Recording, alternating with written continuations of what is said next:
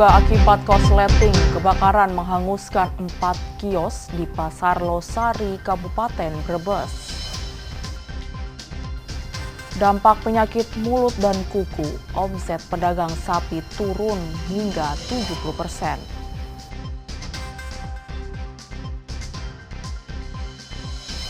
Harga cabai mahal, petani justru merugi.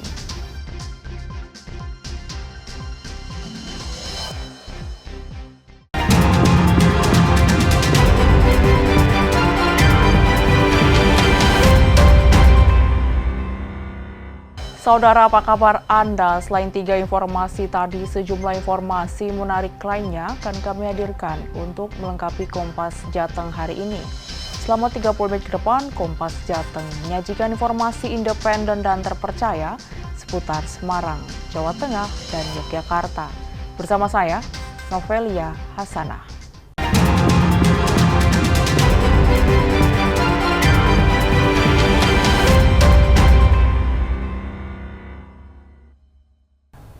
Mengawali Kompas Jateng pagi ini, saudara, kebakaran menghanguskan 4 kios di Pasar Tradisional Losari, Kabupaten Brebes, Jawa Tengah pada Kamis dini hari. Diduga kebakaran terjadi akibat hubungan pendek arus listrik atau korsleting. Petugas pemadam kebakaran dibantu warga memadamkan api agar tidak menyambar ke kios lainnya. Aksi pemadaman hingga pendinginan berlangsung kurang lebih selama 1 jam.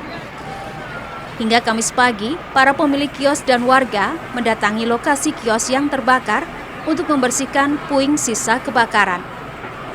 Diduga kebakaran yang menghanguskan 4 kios ini akibat hubungan pendek arus listrik atau korsleting. Tidak ada korban jiwa, namun pemilik kios mengalami kerugian ratusan juta rupiah akibat kebakaran ini. Kios apa, Bu? Kios baju, pakaian. Ibu mendapatkan informasi kiosnya kebakaran pukul berapa? Dari anak. Dari anak lewat HP. Katanya mama ke pasarnya kebakaran, katanya kios mama. Mama cepetan ke pasar. Kerugian yang ditaksir berapa, Bu? Ratusan. Iya. Kurang padat banget itu. Iya. Ya, ratusan. Guna memastikan penyebab terjadinya kebakaran, polisi mendatangi lokasi untuk melakukan penyelidikan, termasuk memintai keterangan sejumlah saksi. Yuli Hardianto, Kompas TV, Brebes, Jawa Tengah.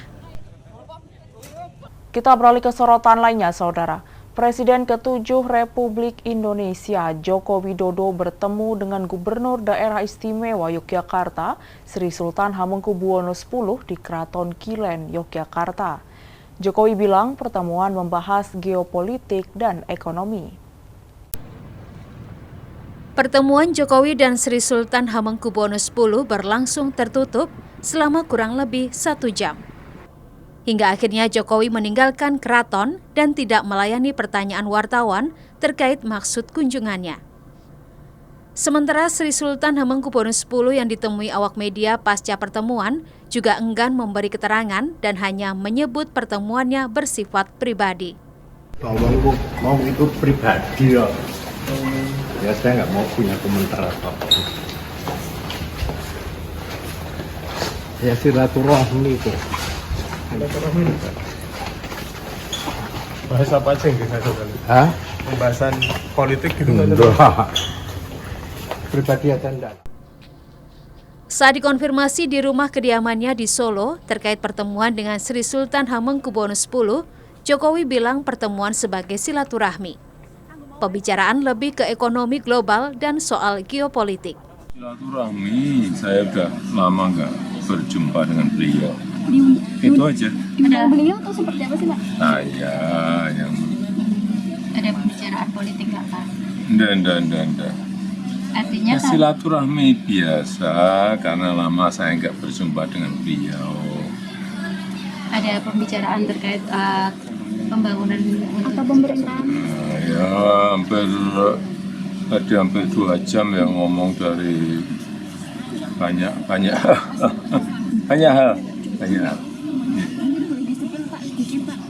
Salah satunya apa, Pak, yang ditekankan waktu yang paling penting dalam pembicaraan itu terkait pembangunan? Lebih banyak tadi di geopolitik dan ekonomi global. Termasuk untuk kerjasama dua Solo dan Jogja gitu? Itu ke pemerintahan. Ya udah itu aja. Sejak purna tugas, ini kali pertama Jokowi bertemu dengan Sri Sultan Hamengkubuwono ke-10. Tim Liputan, Kompas TV. Sementara itu, Saudara, Presiden ke-7 Republik Indonesia, Joko Widodo, menanggapi kabar soal dirinya bergabung dengan Partai Golkar melalui ormas pendiri. Jokowi bilang itu cuma isu. Sebelumnya berembus kabar jika Jokowi akan bergabung dengan Partai Golkar melalui jalur ormas pendiri. Jokowi pun menampik soal kabar tersebut. Jokowi menyebut itu cuma isu saja. Isu terus. Apakah memang ada komunikasi ke arah itu, Pak? Enggak ada. Artinya itu cuma isu-isu seperti biasa ya Pak ya? Seperti biasa. Tapi kalau untuk ke depan rencana Pak Jokowi terus diisukan seperti ini gimana Pak? Yang paling gencar kan Golkar Pak? Enggak. Udah. Partai Golkar memiliki 3 ormas pendiri yang dinamai Trikarya. Ketiga ormas tersebut adalah Kosgoro 1957, Musyawarah Kekeluargaan Gotong Royong atau MKGR, dan Sentral Organisasi Karyawan Swadiri Indonesia atau SOKSI. Widi Nugroho, Kompas TV, Solo, Jawa Tengah. Dampak penyakit mulut dan kuku pada hewan, pedagang sapi omsetnya turun hingga 70%. Nantikan informasinya usai jeda.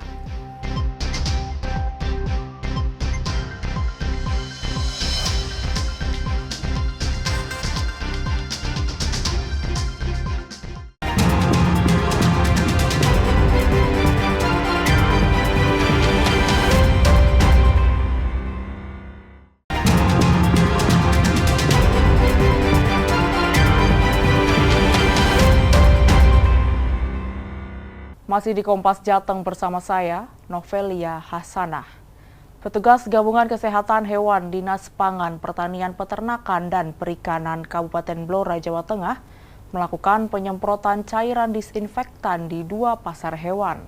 Penyemprotan cairan disinfektan dilakukan untuk mencegah penularan penyakit mulut dan kuku. Penyemprotan dilakukan di seluruh area pasar hewan untuk pedagang sapi maupun kambing. Penyemprotan cairan disinfektan ini bertujuan untuk mencegah terjadinya penularan penyakit mulut dan kuku. Dinas Pangan, Pertanian, Peternakan, dan Perikanan DP4 Kabupaten Blora mencatat, sampai saat ini tercatat ada sebanyak 661 ekor sapi yang terjangkit PMK. Sementara sebanyak 46 ekor sapi dinyatakan mati. Kasus penyebaran PMK di Kabupaten Blora tersebar di 16 kecamatan. DP4 Dinas Pangan, Pertanian, Peternakan, dan Perikanan Kabupaten Blora bekerjasama dengan BPBD Kabupaten Blora, Dindakop UKM, kali ini menyelenggarakan kegiatan yaitu penyemprotan disinfektan pada pasar hewan Pasar Pon Blora. Dengan harapan dengan ditutupnya sementara ini lokasi pasar hewan kita sudah bersih dari paparan virus penyakit mulut dan kuku atau PMK. Selain melakukan penyemprotan pasar hewan, petugas juga melakukan penutupan kedua pasar hewan tersebut selama 2 minggu ke depan. Megananda, Kompas TV, Blora, Jawa Tengah. Sementara itu, Saudara, merebaknya penyakit mulut kuku juga berdampak pada pedagang sapi di pasar tradisional di Kabupaten Sragen, Jawa Tengah. Pedagang mengeluhkan sepi pembeli sejak merebaknya wabah PMK.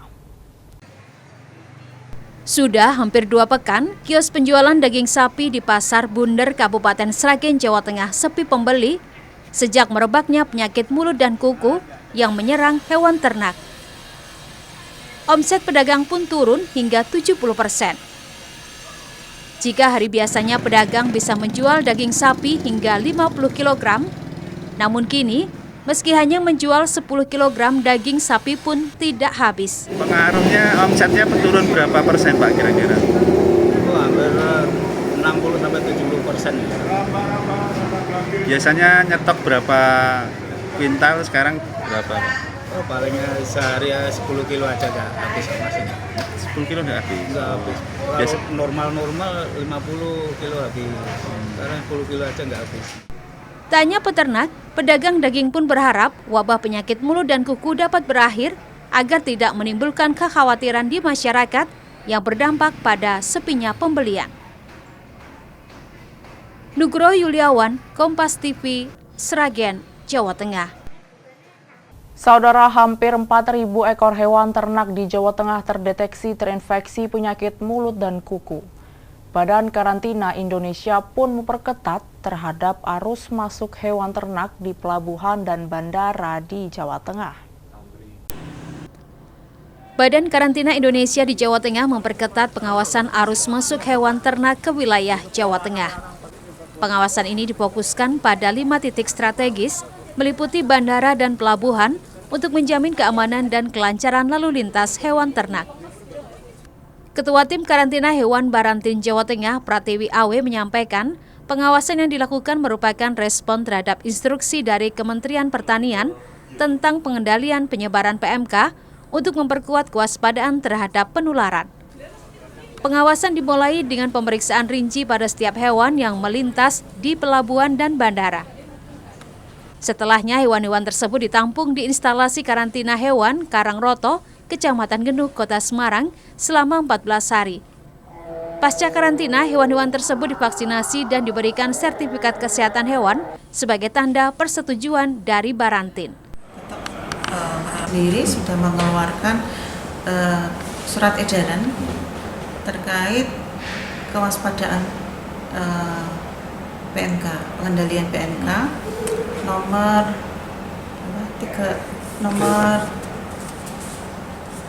38 ya, nomor 38 terkait peningkatan kewaspadaan penyebaran PMK.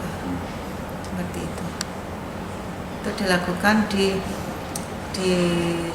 tempat pengeluaran di Tanjung Mas, kemudian di Kendal, kemudian juga di Bandara Ahmad Yani yang dilalutaskan produk. Juga kadang-kadang ada hewan kesayangan ya, kayak yang babi mini atau kambing mini gitu, seperti itu. Juga ada di satpol kami yang di Cilacap, kemudian di Bandara Adi Sumarmo.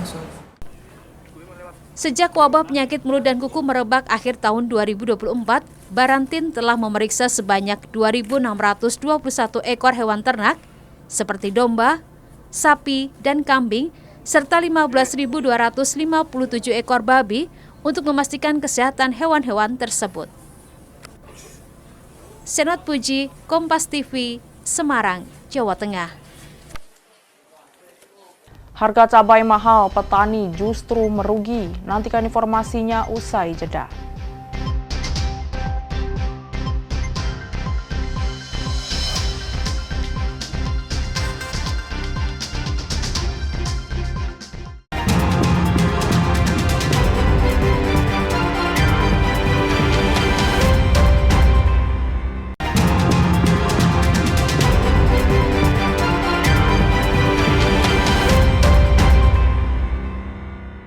Terima kasih Anda masih di Kompas Jateng bersama saya, Novelia Hasanah. Di Kabupaten Klaten, Jawa Tengah, di tengah masih tingginya harga cabai di pasaran, petani justru merugi. Pasalnya, cuaca buruk membuat tanaman cabai terserang penyakit jamur. Tanaman cabai rawit milik petani terlihat kondisinya mulai mengering. Sedangkan buah cabai rawit terlihat layu, menghitam, dan segera membusuk. Untuk meminimalisasi kerugian, petani hanya bisa memanen cabai yang masih hijau dengan harga jual yang sangat murah. Saat ini, harga cabai rawit merah di Kabupaten Klaten mencapai Rp100.000 per kilogramnya. Sementara harga cabai yang terserang penyakit hanya laku dijual Rp30.000 per kilogram. Kondisinya kemarin itu bagus, gara-gara hujan, kena penyakit jamur, kurang bagus. Kalau lomboknya itu rawit ori. Lah ini udah layu, saya petik aja. Dijual, laku nggak laku lah dijual. Dipanen lebih awal. Iya, dipanen lebih awal gitu loh. Layu kering ini. Layu kering udah hampir. Jika tidak terkena penyakit jamur, cabai rawit yang ditanam di tanah seluas 2.000 meter persegi dapat menghasilkan 3 ton cabai rawit merah. Namun dengan adanya penyakit jamur, cabai rawit merah hanya bisa dipanen 1,5 ton dengan kondisi cabai masih hijau. Nicholas Irawan, Kompas TV, Klaten, Jawa Tengah. Sementara itu, masih mahalnya harga cabai berdampak pada pengusaha kuliner yang banyak menggunakan cabai rawit merah. Sudah hampir 1 bulan, harga cabai rawit merah bertahan mahal, di angka lebih dari Rp100.000 per kilogram. Sejumlah pengusaha kuliner di Kecamatan Banyudono, Kabupaten Boyolali, Jawa Tengah, mengaku sejak melonjaknya harga cabai rawit merah, ia tidak bisa menaikkan harga jual atau mengurangi porsi. Bahkan omset mereka turun hingga 30%. Dampaknya sangat besar sekali ya Mas ya. Jadi pengeluaran semakin menambah dan pengeluarannya pun di cabai yang seharusnya pengeluaran bisa digunakan untuk kebutuhan lain, untuk barang yang lain, ini hanya di cabai. Apalagi sekarang cabai menginjak harga hampir kemarin beli 120 sekilonya. Padahal untuk sebelah sendiri kita gunain 3-5 kilo seharinya. Enggak. Untuk mengurangi enggak. Untuk naikin harga juga kita tidak. Belum, untuk saat ini belum. Omsetnya yang turun jelas. Kalau dampak saya itu pedagangnya itu biasanya omsetnya sekian itu pokoknya turun 30-an%. Iya, 30% itu pasti. Enggak saya naikkan, ntar kalau saya naikkan pelanggan saya gimana? Kasihan, enggak tega. Ya. Para pelaku usaha kuliner kini hanya bisa berharap kepada pemerintah agar segera menstabilkan harga cabai rawit di pasaran. Agar para pelaku usaha kuliner utamanya yang menggunakan bahan dasar cabai rawit tidak terus merugi. Nicholas Irawan, Kompas TV, Boyolali, Jawa Tengah. Saudara, harga gula pasir dan minyak goreng di pasar tradisional di Kota Semarang yang tak kunjung turun dikeluhkan oleh masyarakat. Menurut pedagang, tak sedikit pembeli yang mengeluhkan harga 2 komoditas yang tak kunjung turun tersebut. Di pasar tradisional Peterongan, Kota Semarang, harga gula pasir dan minyak goreng terpantau tak kunjung turun. Gula pasir yang biasanya dijual Rp16.000 per kilogram, sejak menjelang Nataru hingga saat ini, harganya masih berkisar Rp18.000 hingga Rp19.000 per kilogram. Hal serupa juga terjadi pada harga minyak goreng. Untuk harga minyak goreng curah yang semula di kisaran Rp16.000 hingga Rp17.000 per kilogram, kini harganya Rp22.000 per kilogram. Minyak goreng kemasan dijual mulai harga Rp17.500 hingga Rp22.000 per liter, sementara harga minyak kita Rp17.500 per liter. Pedagang pun kerap mendengar keluhan dari pembeli terkait harga gula pasir dan minyak goreng yang tak kunjung turun. Gula pasir sama minyak goreng itu meskipun mahal, tapi ini langka nggak Mas? Langkanya enggak, cuman yang beli pada kaget. Naik terus tuh Mas, kapan mudune? Aku ora ngerti Bu. Ya kita kan kalau jual naik pasti naik. Enggak mau dong, kita juga cari untung, kita juga cari makan kan Mbak. Nah gitu. Tapi mereka tetap beli ya? Tetap beli ya, mau nggak mau.